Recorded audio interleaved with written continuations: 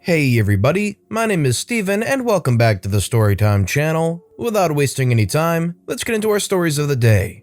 Steal my design and get all the credits? Enjoy getting kicked off. So my friend over in Korea studies fashion design. She sometimes sends me over the sketches of the designs and they all look amazing. Then again, I'm not into fashion. She is particularly interested in designing handbags and purses. She told me a story about how she shut down one of the most entitled, self-centered, lazy students on campus. Cast: Grace, our main character girl; Jane, the evil one; Professor, the instructor of the course. Story: At first, Grace and Jane got along just fine. They were both interested in similar stuff and quickly became BFFs. Grace decided to show Jane her sketches and designs for handbags and purses, and Jane was so impressed by it. Because the sketches were in incredible detail, including all the patterns and sew lines, coupled with figurative measurements, even Professor was impressed by it. And it was no surprise that Grace got high marks on her first major exam. Jane didn't do so well, and practically followed Grace everywhere to get pointers on how to do better. So Grace decided to help her out. Unfortunately, Jane turned out to be one of the most entitled, lazy, and selfish people that Grace has ever met. Things that Jane did to piss Grace off included, but not limited to, not paying attention, being late on their study session, never showing appreciation, didn't pay for coffee or snacks, complaining annoyingly about how hard it was to draw something. Grace pretty much gave up on her after a week, refusing to meet Jane outside of her class. Time went by, and for their midterm, everyone in the class had to do a presentation on the stuff they had designed. When it was Jane's turn, Grace was shocked to see Jane had stolen one of her designs. Thankfully, Grace had multiple designs going on, so there were no conflicts when it was her turn to present, but she was seething with rage. Grace had a meeting with the professor afterwards, and the professor knew what was going on, but couldn't really do anything with Jane, because it turns out she was the daughter of the chairman. Or one of the major investors. Grace said she can't recall. The chairman apparently blackmailed the professor into giving Jane the best grades. The revenge. Professor did, however, help Grace devise a plan to humiliate and expose Jane. For the finals, the professor announced to the class they would do another presentation, but it would be 3 designs and advised they had to bring their A games because professionals from industries would be grading their work, and the head of the department and the chairman would be there as well. So you know how Grace had a bunch of sketches for the class? Well, Grace also had a separate sketchbook that had designs from major brands. MK, Coach, you name it. She never used these directly for class assignments, but rather as inspirations for her designs. Grace pretended to be all friendly with Jane again and brought the other sketchbook on their meetings, still putting up with all the problems mentioned above. Grace secretly worked tirelessly on her new design and did her best to keep it a secret from Jane. So the day of the final presentation arrives, and Grace and Professor are grinning because they know what is about to happen. Grace went first and she got a lot of praise from the judges. After a few more presentations, the last one to go was Jane.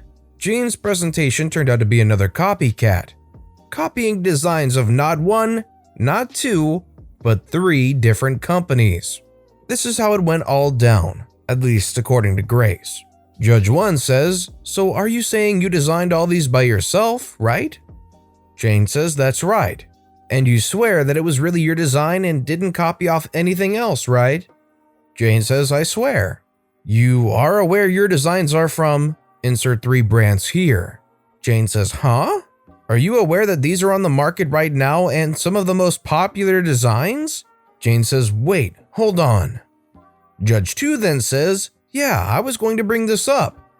If you had worked for any brands, you would probably have been fired or, worst case, sued." Jane says, "But..." Judge 2 continues, "Please, I'm not done yet. Did you honestly think this would work? We, the judges, have been in the industry for over 10 years. We know a copycat when we see it." Jane says, "But these aren't even my designs. They are from Grace." Judge 3 to Grace, "Is this true?" Grace says, "Yes, but I'd never use them for major projects nor call them my work. I just use sketches of them as inspirations for my own designs." Judge 3 says, "Well, that was clear from your presentation." Turning back to Jane, Now, Miss Jane, this is a clear case of plagiarism, and I do hope your school is merciful on this matter.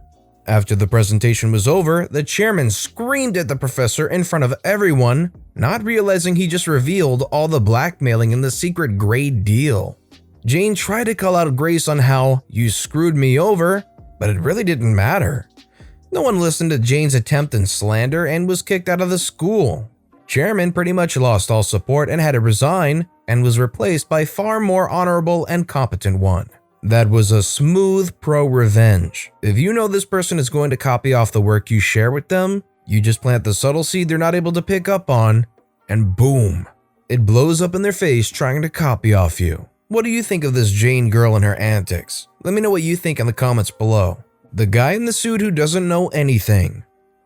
A few years ago, I had the misfortune to work for a truly dysfunctional boss at a micro-niche company that provided training for a certain group of professionals that had to do continuous training.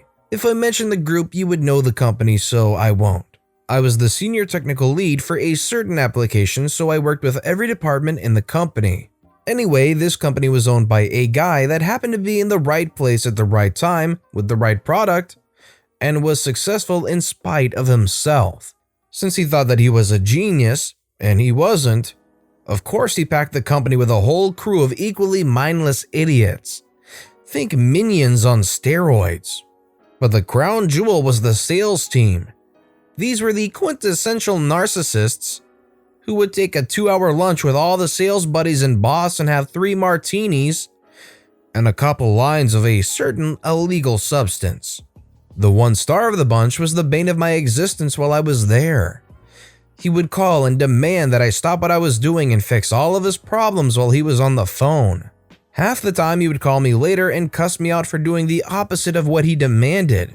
I didn't, but he couldn't remember since he was drunk. I finally resorted to tell him to send me an email that explicitly stated what he had wanted done.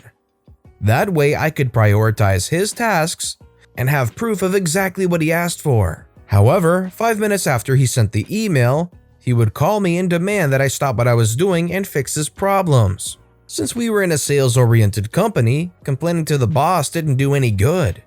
All I got was, just make him happy so he doesn't complain to the owner. Thanks, boss. Now comes the revenge. I finally had enough. I was looking for a job anyway and I was underpaid, so I wasn't worried about any blowback. Whenever something broke and he demanded an immediate explanation, I started using Star Trek Technobabble. Yeah, that report broke because the Heisenberg compensator blew back through the subspace conduit. Sorry, that user couldn't access the system because the dilithium warp router needed to be hooked up to the Jeffries tube. He bought it all. And then comes the best part. I found out the best part after I left the company. He repeated everything I told him to his clients, word for word. They just thanked him for the information and he went on his way. And then they laughed after he hung up the phone. It didn't change anything because even before this, their nickname for him was the guy in the suit who doesn't know anything. I wouldn't exactly call it a hardcore revenge, but making this quintessential narcissist make a fool of himself openly repeatedly to people without him ever knowing, that's still pretty good, I would think. The old switcheroo. This is my friend's story, but she doesn't have Reddit, so I said I would post it for her. Cast: Sarah, mother, 43-year-old female. John, son, 19-year-old male. Anna, daughter, 16-year-old female. Due to the lockdown, Sarah has allowed her son to move back in. He moved out after a family argument, but with everything going on, Sarah decided to give him another chance. A few weeks into lockdown, Sarah was cleaning the house when she found a tin of travel sweets in her son's room. She loves this particular type and opened the tin to pinch one. The contents of the tin was not lemon drops, however. It was her son's pot stash. When he returned from work, she sat him down and told him that she did not want that stuff in the house and he was to get rid of it. He apologized and the tin vanished. Yesterday, Anna came to see her mom. John had been smoking in his room, which was next to hers, and the smoke was blowing into her window. Sarah told her to stay downstairs for a bit and say nothing. When John left for work, Sarah went into his room and began to search. The idiot was still using the same tin and had hid it under his pillow. Sarah disposed of the contents and replaced it with some fresh dog poo from the family pet. He hasn't said a word to her today and has been very sheepish. Her only regret is not seeing his face when he opened his tin.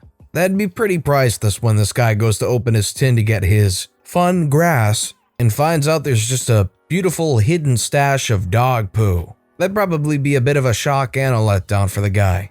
Won't give me $20 off? Fine, I'll get $50 off instead. For reference, I'm 15 and I run a small mowing company in my neighborhood. I have been saving up to buy a new mower to replace my current 16-plus-year-old one. I went into the only Home Depot in my city that had a $750 Honda mower in stock. I originally found an associate and tried to get the floor model, but since they had one in stock, I couldn't buy the floor model. Oh well, I pulled up a competitor's site, Northern Tool, and showed a different associate that I could get $20 off there with a coupon. And the other store was less than 5 minutes away. They talked to who I believe was the department manager and they approved it. So then I make my way over to the registers and tell the associate what the others said. And she calls over her higher up. Enter Karen, haircut and all. I say, I was told by the associate that I could get $20 off because a competitor has it at a better price.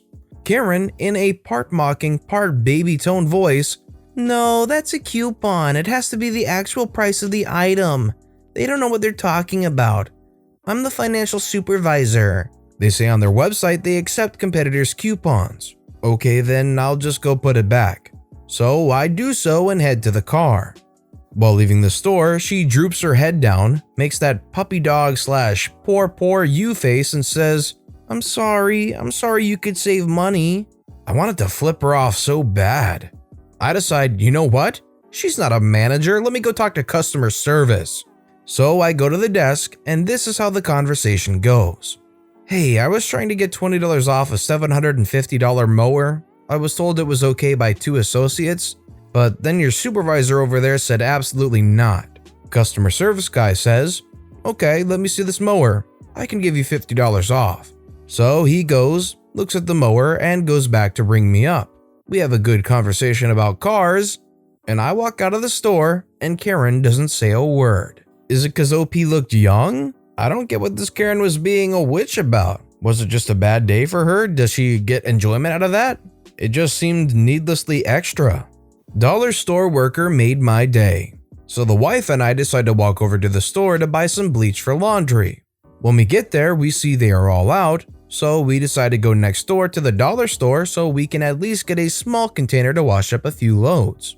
First thing I noticed was the cashier at the front of the store being asked about t-shirts. The cashier instructs the person asking to go to insert aisle here and he will find shirts there. I walked right past the aisle going towards the bleach and I sure enough see shirts. I get my bleach and the wife and I wait in line to check out. The guy comes back up and claims there are no shirts there. The cashier assures them there are and the man gets testy demanding he walk them to the shirts. The cashier says I can do so as soon as he gets another worker to come take care of the front.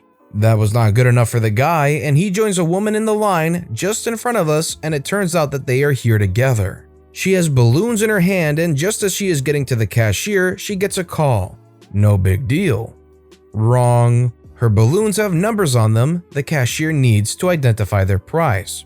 He politely asks for the numbers since the woman is holding the balloons and they are too high up for him to see the info he needs. She ignores him and continues her call.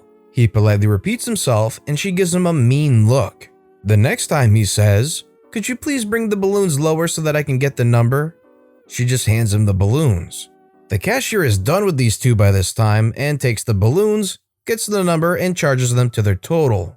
But this is when he made my day. He lets the balloons go. They float up and away. The guy with the lady is paying and the lady with him is too invested into her call to notice. So they grab their bag and then she puts her hand out hoping the cashier will hand her the balloons. He gestures to the balloons now floating several feet away. The guy tells the cashier to retrieve the balloons for them and the cashier gave the most half-butt attempt to reach a few feet away and then says I can't reach them. I can do so as soon as he gets another worker to come take care of the front. I burst out in laughter and the woman and the guy are now embarrassed. They go jump and get their stray balloons and rush out. made my day a million times more enjoyable. I scrolled through the comments real quickly, and there was a really interesting theory that the guy was actually trying to steal from the store, which is why he wanted the cashier to go with him back to the shirts. The woman up front had the balloons that draw your eyes up and away from her stealing, and she would just walk out with the groceries while the guy distracted the cashier at the shirts. And obviously, the plan fell apart. But with that being said, that's all the stories we had for today. What I want to know is which of these stories that I've read for you today are your personal favorite and why? Let me know which story and why in the comment section down below. And thank you all so very much for watching and listening to the Storytime channel. If you haven't yet, please consider subscribing, and don't forget to turn notifications on so you'll never miss an upcoming video. Thank you all again for watching and listening to the Storytime channel.